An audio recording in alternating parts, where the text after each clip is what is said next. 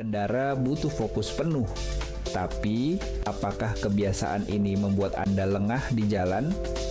Abu rokok sembarangan bisa mengganggu pengendara lain. Satu kecerahan panas di mata bisa berujung bencana. Saat konsentrasi terbagi, bahaya datang tanpa permisi. Sedikit kelalaian bisa berakibat fatal. Keselamatan adalah prioritas utama. Tunda keinginan itu sampai berhenti di tempat yang aman. Kendaralah dengan fokus demi keselamatan Anda dan semua pengguna jalan. Berpagi yang sibuk ini, Budi sepertinya punya semua waktu di dunia. Tapi sebuah notifikasi kecil akan mengubah segalanya. Satu kecurangan pandang, satu detik yang sepertinya tidak penting. Fokusnya terbagi, bahaya mengintai. Astaga.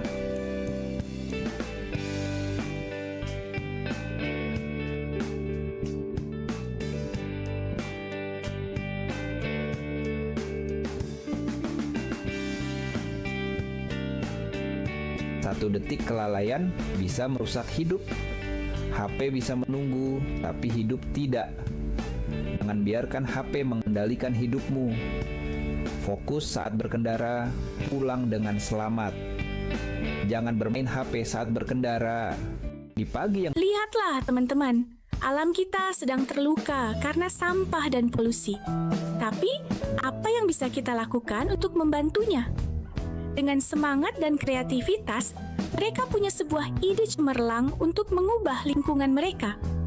Mereka mulai dari hal kecil, memilah sampah dan mendaur ulang barang bekas menjadi karya seni yang indah. Menanam pohon memberi kehidupan baru bagi alam. Setiap bibit yang ditanam menciptakan sejuknya untuk semua. Menghemat air dan listrik juga merupakan cara cinta kita terhadap bumi. Jangan biarkan mereka terbuang sia-sia. Lihat dampaknya. Tindakan kecil mereka membawa perubahan besar. Alam kembali ceria dan makhluk hidup pun bahagia. Mulai dari hal kecil, mulai dari diri sendiri, mari kita jaga alam dan lingkungan kita agar tetap lestari untuk masa depan. Lihatlah teman-teman, alam kita sedang terluka karena sampah dan polusi. Tapi, apa yang bisa kita lakukan untuk membantunya? Dengan semangat dan kreativitas, mereka punya sebuah ide cemerlang untuk mengubah lingkungan mereka. Mereka mulai dari hal kecil, memilah sampah. Dari Jalan Gajah Mada 144 Singaraja, Bali. Selamat pagi pendengar, senang sekali saya Rizka Desiantra dapat menyapa Anda pagi ini dalam Dialog Hai Bali Ken.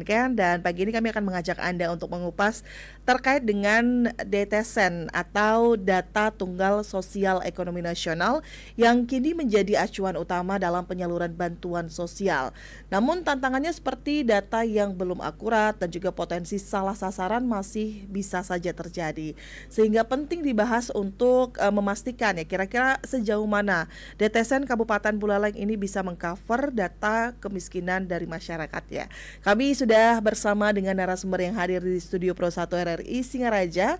Ada Bapak Kepala Dinas Sosial Kabupaten Buleleng, Bapak Iputu Karyaman Putra Esos MM. Om Swastiastu Bapak, selamat pagi. Om Swastiastu, selamat pagi, sehat selalu bersama. Terima kasih sudah hadir sebelumnya Pak. Saya tahu bahwa memang agenda Bapak sangat luar biasa sibuk ya begitu ya, karena memang sekarang sedang fokus untuk menanggulangi kemiskinan. Bapak, beberapa waktu yang lalu Kabupaten Buleleng sempat menjadi pembahasan gara-garanya memang ada beberapa hal yang bantuan yang tidak tepat sasaran, kemudian juga DTSEN yang sekarang menjadi acuan, dan ini juga sempat dibahas di DPRD Kabupaten Buleleng ya Pak ya, terkait dengan tumpang tindih data dan juga pembaharuan data yang harus dilakukan. Sejauh ini bagaimana sebenarnya Pak untuk DTSEN kita bisa mengcover data-data masyarakat miskin di Kabupaten Buleleng?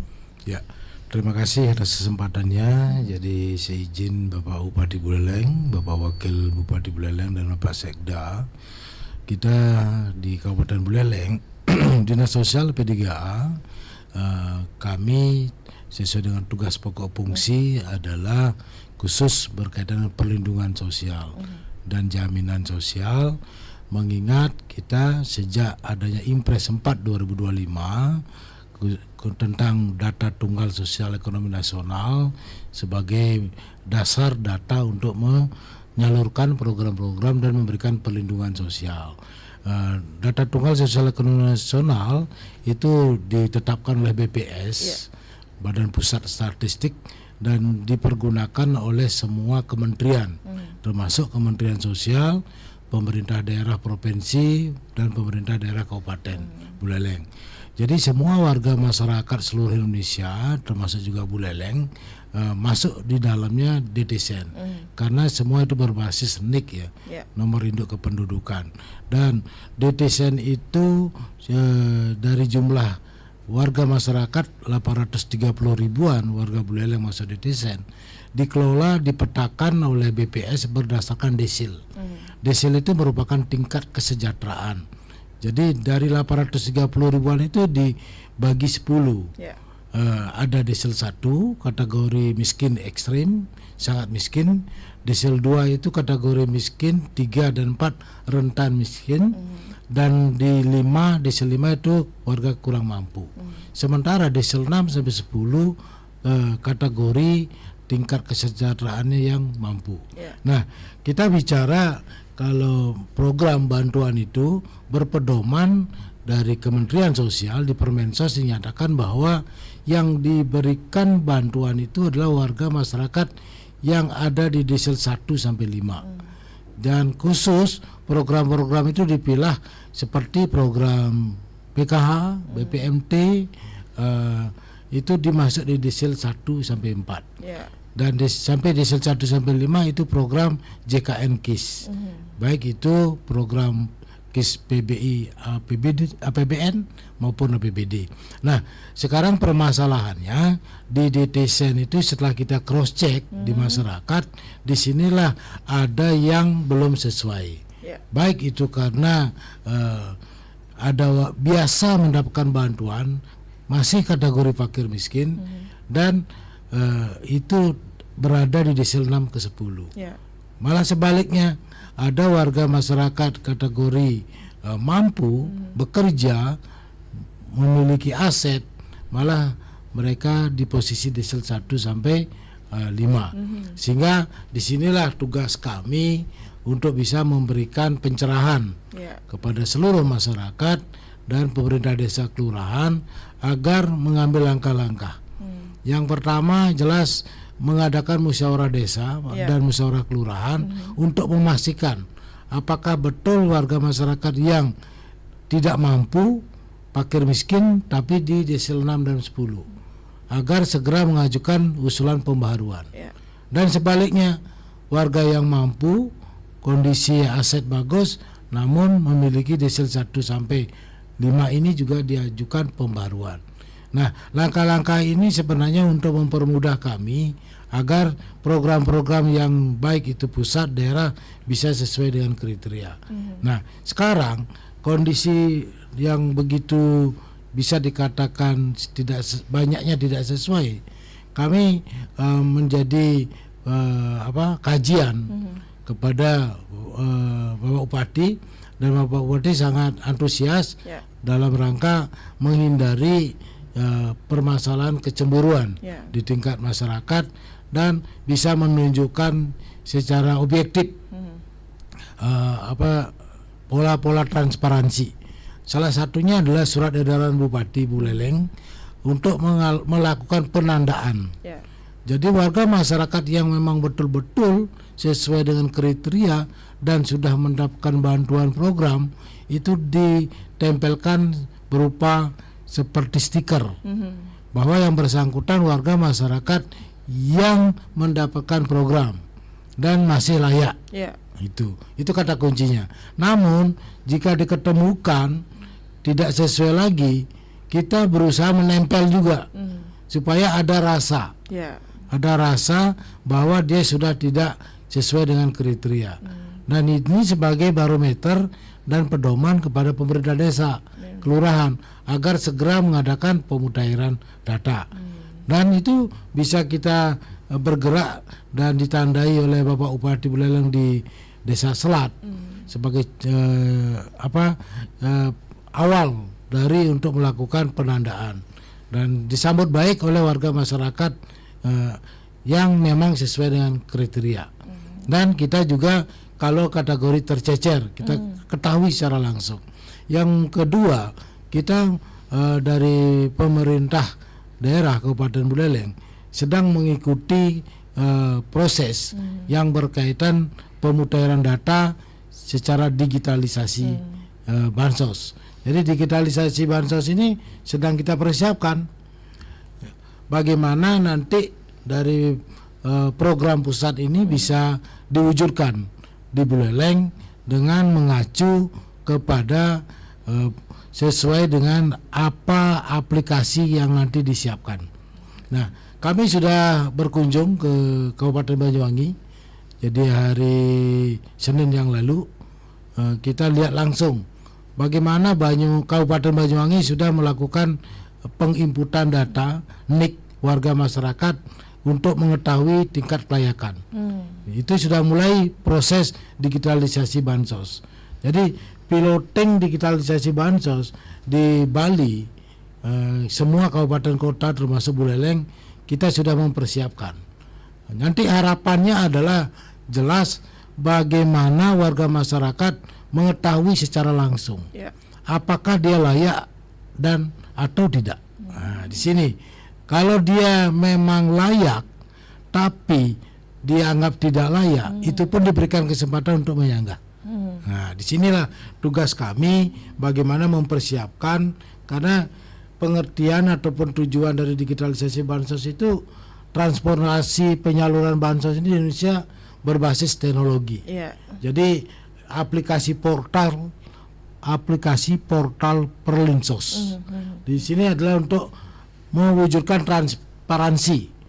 Jadi akurasi data, ketepatan sasaran. Jadi sistemnya adalah bagaimana data yang sudah dimiliki oleh masyarakat paling tidak sudah melakukan perekaman EKTP. Jadi kalau sudah perekaman, maka kita akan mempermudah nanti dalam pelaksanaan kegiatan digitalisasi bansos. Nah, tujuannya adalah bagaimana mewujudkan bansos ini semakin tepat sasaran.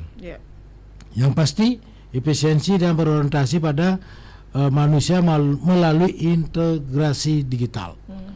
Meningkatkan transparansi ini akan lebih mudah. Apakah warga masyarakat di Kabupaten Buleleng ini, walaupun selama ini dia mendapatkan bantuan PKH, BPMT dan JKN KIS, itu akan terjawab juga. Mungkin selama ini ada bohongan, ada tidak kejujuran. Bisa kan terbuka dengan sendirinya. Nah, dalam persiapan ini sudah dibentuk atau kami sampaikan sudah dibuatkan SK Bupati Buleleng tentang tim pelaksanaan piloting digitalisasi bansos di Kabupaten Buleleng tahun 2026. Kita sudah buatkan SK-nya, sudah buatkan strukturnya. Jadi selaku pengarah Bapak Upati dan Pak Wakil, dan ketuanya adalah Pak Sekda, sekretarisnya Pak Asisten 1, dan kami dengan beberapa OPD ada di bidang operasional, bidang aduan, bidang komunikasi publik, dan bidang evaluasi.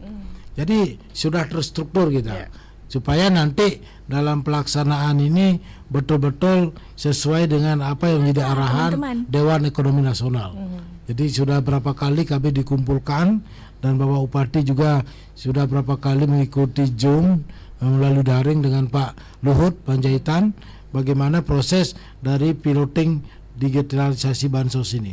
Nah, langkah-langkahnya adalah sudah kita siapkan SK, struktur juga sudah, melaksanakan koordinasi digitalisasi bansos juga sudah, kita mengikuti sosialisasi, dan besok Jumat dan Senin ada sosialisasi lagi, dan kita sudah mempersiapkan yang menjadi sasaran digitalisasi bansos, yaitu di Kabupaten Buleleng kita fokus kepada warga masyarakat yang ada di Desel 1 sampai 5.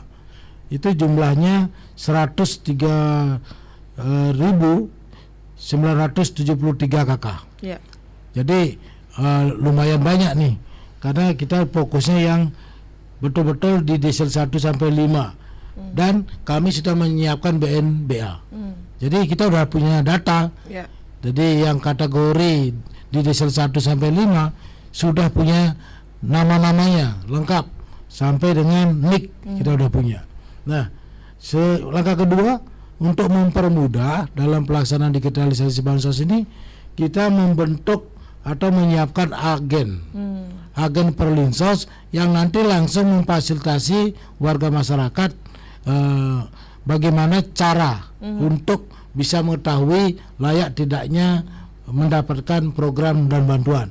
Dengan menginput NIK saja di portal digitalisasi bansos akan muncul.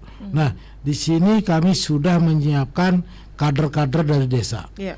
Jadi karena ini yang paling tahu si A si B ini posisi rumah tinggal di rumah jam berapa gitu.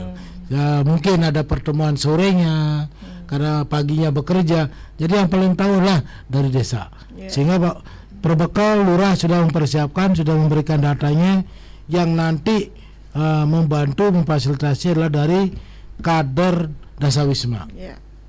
Ada kader Posyandu dan ini didampingi oleh SDM pendamping PKH yang sudah biasa mengetahui siapa sih yang sudah selama ini mendapatkan bantuan sosial. Nah, yang kedua, jumlah agen perlinsos di Buleleng kita berbanding antara satu orang menangani 100 warga, 100 kepala keluarga, sehingga kita mempersiapkan 1036 agen. Yeah, okay. Banyak nih. Di Buleleng kita memerlukan 1036 agen, ditambah lagi 78 SDM pendamping PKH. Dan kami juga siap menerjunkan 54 SDM dari Dinsos P3A. Nah, ini akan lebih cepat lagi nanti ya, memberikan pelayanan, karena dilihat dari proses untuk menginput tidak pakai waktu yang lama. Input NIK aja di portal 1 sampai 2 menit akan terjawab. Yeah. Dan itu langsung bisa diketahui oleh warga masyarakat itu sendiri. Baik. Jadi tidak berproses begitu lama. Jadi dengan catatan kita sudah mempersiapkan agen perlinsos ini sudah IKD. Jadi untuk bagaimana masyarakat yang sudah kami siapkan wajib sudah melakukan perekaman KTP. Baik, ini menarik ya Pak Kadis ya. Tadi Pak Kadis mengatakan bahwa akan ada digitalisasi bansos dan pilotnya juga di seluruh Kabupaten Buleleng, bahkan di Provinsi Bali begitu ya. Tapi Pak Kadis, kalau melihat dari kemampuan masyarakat kita nih untuk menggunakan digital begitu, apakah nanti memang didampingi mereka pada saat misalnya penggunaan digitalisasi bansos tersebut, atau mungkin bisa dicek sendiri? Karena kalau kita lihat dari angka kemiskinannya saja ya Pak Kadis ya, yang Pak Kadis katakan yang ada di Desal 1 begitu ya, mungkin mereka juga tidak terlalu akrab dengan digitalisasi. Nah, ini bagaimana menjawab tantangan ini Pak Kadis? Jadi ini merupakan program yang luar biasa, perlu sinergitas, kerjasama, kolaborasi dengan semua pihak. Jadi dari pemerintah desa mempersiapkan agen-agen ini yang pasti sudah memiliki HP yang Android. Jadi agennya dulu, kuncinya di agen. Jadi di agen akan diberikan aplikasi portal di Perlinsos, sehingga agen itu sendiri langsung membantu. Jadi ketemu si A, si B, minta nicknya, agen itu yang menginput, sehingga bisa terjawab secara langsung. Kedua, warga masyarakat yang memiliki HP Android langsung diberikan aplikasinya bisa. Yang ketiga, kalau memang ada yang kategori lansia, sistem foto, jadi langsung dipoto dengan HP yang dari agen, sehingga akan muncul apa kategorinya, karena kata kuncinya adalah di perekaman. Kalau sudah dapat perekaman, di input dengan aplikasi portal, dia akan muncul. Nah, disinilah biasanya warga masyarakat yang pada saat perekaman mungkin sebelumnya kondisinya kurus, ya sekarang sudah gemuk dan sebagainya, akan terlihat. Nah, akan terlihat, dan irisan mata itu akan membantu. Nah, sehingga kita pastikan dulu agennya nanti dari Dewan Ekonomi Nasional pusat akan mengadakan sosialisasi pelatihan kepada agen-agen ini, dan kita pun sudah berusaha secara maksimal dari awal. Kita sudah memberikan informasi, sosialisasi, sehingga pada saat nanti ada pelatihan dari pusat itu akan lebih cepat lagi. Artinya digitalisasi bansos ini akan mempersempit peluang adanya data yang tidak sesuai atau yang tidak tepat sasaran ya Pak Kadis ya. Betul. Jadi yang pertama, jadi keluarga yang berada di desel 1 sampai 5 dulu, atau bisa dikatakan yang sudah biasa dapat bantuan pun itu akan tetap berisiko. Tetap berisiko. Yang kedua, jika diketemukan keluarga atau warga masyarakat yang biasanya dapat program dengan DTSN hilang programnya, itu juga bisa dilakukan. Yang ketiga, sama sekali yang tercecer, yang belum pernah tersentuh program bantuan. Jadi pemerintah desa, kelurahan menyampaikan kondisi realnya dan bisa dilakukan perekaman digitalisasi bansos ini. Jadi tidak harus yang di desa 1 sampai 5 saja, tapi kalau diketemukan laporan informasi dari pemerintah desa kelurahan bahwa ada warga yang tidak tersentuh sama sekali program, itu juga dilakukan penginputan. Nah, bagaimana nanti yang kategori sudah biasa dapat bantuan program ternyata hilang pada saat penginputan ini, termasuk juga warga masyarakat yang tidak layak. Nah, disinilah bagaimana kita tidak bisa pungkiri pada saat aplikasi ini dipakai, kalau warga masyarakat yang menginput NIK-nya ternyata nih dia di data administrasi kependudukannya, BKN-nya, BKN ini BPJS Kesehatan, BPN, Samsat, BPS dan PLN. Artinya kalau dia punya akses bahwa dia punya tabungan, dia punya deposito, itu akan terjawab tidak layak. Sering mendapatkan bantuan kiriman, transferan dari mana itu rutin juga hilang. Yang berikutnya dari meteran listrik yang biasa sampai ada orang tidak mampu tapi dia 2.200 dayanya, itu juga tidak bisa diexit. Mengakunya tidak memiliki tanah, dari BPN akan muncul dia datanya. Semua itu terakses, sehingga nanti kalau memang benar terjawab, maka dia dinyatakan tidak layak. Punya motor, punya mobil dan sebagainya, semuanya akan muncul. Artinya datanya terintegrasi ya Pak Kadis ya. Terintegrasi, betul, dengan semua yang berkaitan dengan yang saya sebutkan tadi. Nah, dengan sendirinya tidak bisa dipungkiri, tidak bisa berbohong lagi, dan tidak ada kepentingan-kepentingan yang lain lagi yang dulu karena ada hubungan, karena itu bisa dibantu, sekarang tidak bisa. Nah, tapi juga diberikan kesempatan. Contoh nih, orang betul-betul nggak mampu, tapi dipinjam namanya untuk menaikkan daya listrik. Ada yang mau dipakai untuk kredit, ada yang mau beli mobil supaya tidak kena ketentuan Samsat. Itu bisa dilakukan dengan penyanggahan. Disanggah dia. Jadi boleh disanggah, sehingga kita pun memfasilitasi itu. Dengan catatan itu bisa ada surat keterangan tanggung jawab mutlak dari perbekal lurah. Ada bukti-bukti. Itu yang nanti di input di aplikasi itu, sehingga nanti akan muncul ada perubahan. Apakah tetap tidak layak atau dilayakkan. Artinya ini peran dari agennya sendiri ya Pak Kadis ya, yang memang sangat krusial begitu untuk bisa melihat kondisi real bagaimana calon penerima bantuan ini. Nah, melihat krusialnya posisi agennya nanti Pak Kadis, kira-kira persiapannya apa saja nih Pak Kadis untuk membekali mereka pada saat mereka sudah benar-benar melakukan tugas tersebut? Silakan. Jadi kalau setelah kami mengikuti sosialisasi dari pusat, dia ngikuti juga studi tiru ke Banyuwangi, ternyata agen itu hanya simpel sekali. dengan membantu menginput saja, hanya itu aja tugasnya. Jadi tidak perlu harus mengetahui secara detail bagaimana orang itu. Yang paling tahu sebenarnya adalah di pemerintah desa dan kelurahan, khususnya yang dikatakan tidak layak karena ada yang akses yang tidak sesuai. Jadi siapapun nanti makanya warga masyarakat tanpa agen pun bisa secara mandiri menginput itu. Tapi tingkat kelayakannya itu kembali dari hasil aplikasi ini.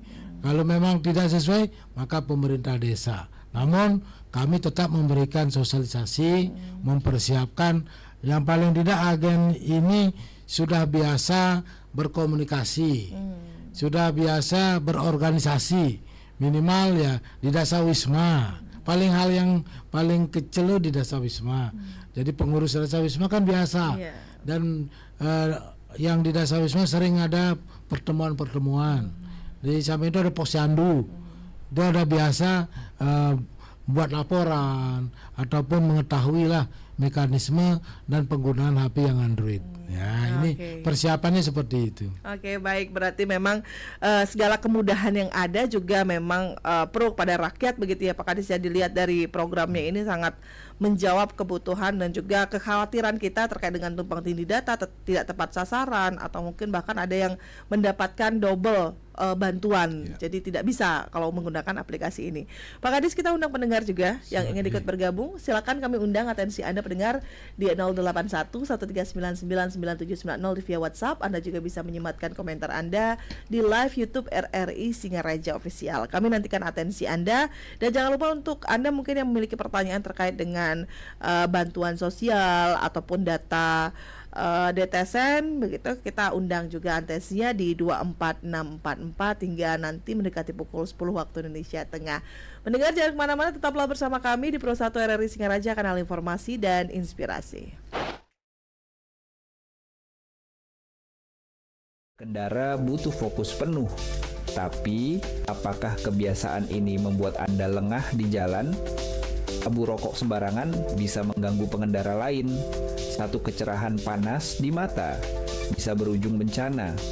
Saat konsentrasi terbagi, bahaya datang tanpa permisi. Sedikit kelalaian bisa berakibat fatal. Keselamatan adalah prioritas utama.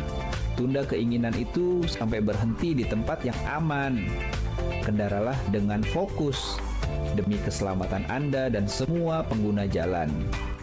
Alam kita sedang terluka karena sampah dan polusi. Tapi, apa yang bisa kita lakukan untuk membantunya? Dengan semangat dan kreativitas, mereka punya sebuah ide cemerlang untuk mengubah lingkungan mereka. Mereka mulai dari hal kecil, memilah sampah dan mendaur ulang barang bekas menjadi karya seni yang indah. Menanam pohon memberi kehidupan baru bagi alam. Setiap bibit yang ditanam menciptakan sejuknya untuk semua. Menghemat air dan listrik juga merupakan cara cinta kita terhadap bumi. Jangan biarkan mereka terbuang sia-sia. Lihat dampaknya. Tindakan kecil mereka membawa perubahan besar. Alam kembali ceria dan makhluk hidup pun bahagia. Anda masih bersama kami di Pro 1 RRI Singaraja, kanal informasi dan inspirasi. Kembali lagi kami undang untuk Anda yang ingin bergabung, ingin memberikan atensinya terkait dengan bagaimana sih DTSN atau Data Tunggal Sosial Ekonomi Nasional ini dapat menjadi masa depan bantuan sosial yang lebih tepat sasaran. Dan kita juga masih bersama dengan Kepala Dinas Sosial P3A Kabupaten Buleleng, Bapak Iputu Karyaman Putra Esos MM. Tadi juga beliau sudah menjelaskan bahwa DTSN ini memang diperuntukkan begitu ya untuk bisa menjawab segala kebutuhan data di Indonesia begitu, termasuk juga terkait dengan bantuan sosial yang juga nanti akan diintegrasikan dengan adanya bansos digital begitu ya, digital bansos yang juga nanti akan diefektifkan melalui agen-agen yang ada di desa dan kelurahan. Kita akan bacakan Pak Kadis beberapa komentar yang sudah masuk Niki di live YouTube RRI Singaraja Official. Yang pertama dari Pak Agus @Agus 8831. Apakah penggunaan teknologi digital seperti ini dapat mengurangi praktek korupsi dan juga penyalahgunaan dana bansos ke depannya? Mohon dijawab. Terima kasih. Baik, kita langsung tanggapi Pak Kadis atau dengan kita bacakan dulu yang lainnya? Boleh. Dibacakan dulu. Dibacakan dulu. Ya, baik. Ada www_kode yang mengatakan yang bertanya, apakah DTSEN ini sudah cukup efektif menjangkau seluruh kelompok rentan di masyarakat? Itu pertanyaan yang kedua. Kemudian juga ada @Nando Malau Y9S. Semoga bantuan-bantuan dari pemerintah tepat sasaran ke keluarga-keluarga yang dituju dan sangat membutuhkan. Baik, terima kasih. Ada juga yang berkomentar, semoga amanah dan tepat sasaran. Terima kasih untuk atensi Anda pendengar. Untuk Anda yang mungkin ingin bergabung kembali, kami undang di 24644. Kita akan jawab dulu Pak Kadis. Ini pertanyaan dari masyarakat terkait apakah nanti DTSEN ini dapat memperkecil juga peluang-peluang korupsi dan juga penyalahgunaan dana bansos. Silakan Pak Kadis. Ya, terima kasih atas atensinya. Jadi luar biasa sudah mengikuti perkembangan kami di Dinas Sosial P3A Kabupaten Buleleng dalam rangka memberikan perlindungan sosial kepada warga masyarakat yang kategori fakir miskin atau yang sudah di desil 1 sampai 4 dan 5. Dapat kami sampaikan bahwa program teknologi ini lebih maksimal ya, karena tidak bisa diatur, tidak bisa diintervensi, sehingga aplikasi ini pada saat dipergunakan, di-input nick-nya itu akan keluar data-data yang bersangkutan, baik itu potensinya termasuk juga sesuai dengan asetnya. Kalau memang dia kategori fakir miskin tidak memiliki aset dan itu tidak ada yang berkaitan dengan masalah transaksi, itu akan bisa dibuktikan karena ini kolaborasi dengan pihak yang lain. Jadi tidak bisa diintervensi, sehingga nanti program yang dia terima itu pun memakai rekening langsung dari pemerintah pusat ke bersangkutan. Jadi minimal sekali ada peluang-peluang yang kiranya anggaran itu tidak ada, istilahnya tidak ada bantuan yang singgah, langsung ke bersangkutan. Jadi ini lebih efektif berkaitan dengan mempergunakan dari penginputan sampai penerimaan program. Ini sudah semakin bagus. Yang kedua, DTSEN ini disampaikan tadi, apakah DTSEN cukup efektif untuk rentan. Nah, disinilah tetap sepanjang warga masyarakat Kabupaten Buleleng sudah memiliki nomor induk kependudukan, administrasi kependudukan, sudah melakukan perekaman, itu pastikan kami terdeteksi. Namun jika ada sudah memiliki NIK, NOK, tapi belum perekaman, nah inilah kami dorong kepada warga masyarakat Buleleng segera untuk ke masing-masing kantor camat untuk melakukan perekaman EKTP, atau nanti minta tolong kalau memang tidak bisa hadir ke kantor camat, minta tolong kepada dinas kependudukan catatan sipil untuk bisa mengunjungi.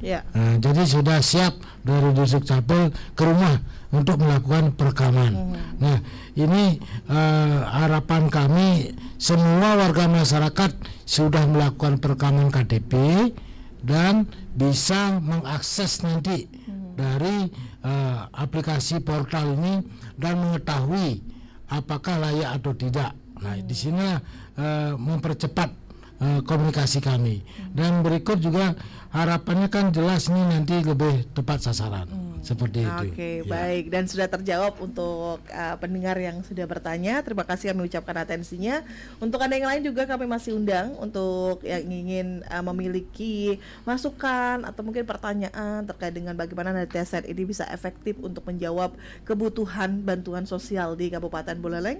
Kami undang kembali di 24644. Terima kasih juga untuk yang sudah ikut memberikan like-nya ya, Pak Swardana, terima kasih. Kemudian juga untuk Ibu Ketut Kardi ya. Terima kasih juga untuk atensinya.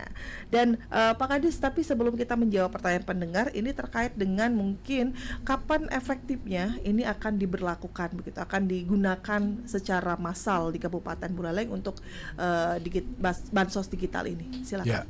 Jadi untuk kegiatan portalisasi Perlinsos di Kabupaten Buleleng, kita baru tahap persiapan. Yang kami siapkan adalah agen Perlinsos. Kami sedang menginput datanya, nicknya, nomor HP itu dulu yang 1036 masalahnya. Jadi kita input dulu agennya, kita siapkan nanti sosialisasi termasuk juga pelatihan teknisnya, sehingga para agen ini akan lebih siap untuk melakukan pendataan sesuai dengan kriteria ini. Yang kedua, kita juga sedang berproses dengan pusat Dewan Ekonomi Nasional untuk memperkuat berkaitan dengan sasaran, sehingga jangan sampai nanti kita tidak sesuai dengan regulasi, sesuai dengan kriteria dari pusat, sehingga kita besok dan Senin kita mengikuti sosialisasi dan pembimbingan teknis. Dan ini semua beberapa OPD ikut di sini, baik itu Bapeda dari semua yang ada di SK Bupati. Kita siapkan juga dengan SDMPKH. Hari ini sebenarnya jam 10 saya harus ada pertemuan dengan SDMPKH untuk memperkuat ini, karena mereka punya data sesuai dengan di desil 1 sampai 5. Nah, persiapan inilah kita lakukan, nanti menunggu arahan dari pusat.